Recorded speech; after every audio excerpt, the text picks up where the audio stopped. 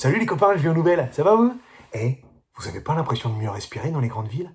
0 km de bouchon à Paris, zéro, c'est du jamais vu. Pour le coup, c'est une putain de bonne nouvelle pour la planète. En Chine, ils se rendent compte que le ciel bleu, ça existe vraiment. Que c'était pas de la propagande occidentale. La dernière fois qu'on a vu les gaz à effet de serre diminuer, c'était pendant la crise de 2008-2009. Mais après, il y a eu un putain de rebond. D'où la nécessité de penser à la sortie de crise dès maintenant. Et on disait qu'on essayait de s'en servir de leçon pour sauver la planète. Parce que ouais les gars, hein, moi je vais être honnête avec vous, je ne vous donnais pas 30 ans avant que ça parte en couille avec le réchauffement climatique. Je vais pas vous refaire le coup de SimCity, hein, mais s'il y a plus de ressources, les gens se révoltent et les pays se foutent sur la gueule. Alors, profitons de cette crise sanitaire pour se rendre compte de la merde qu'on fait. Quand je dis on, évidemment qu'il y a les États, les grosses entreprises polluantes, mais il y a aussi nous, individuellement.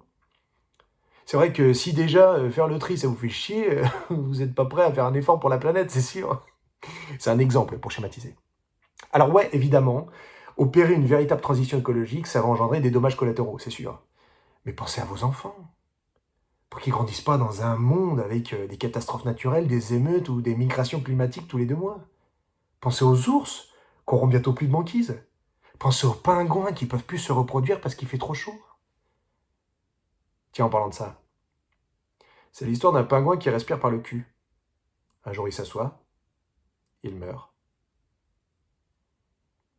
Restons chez nous, divertissons-nous, mais réfléchissons.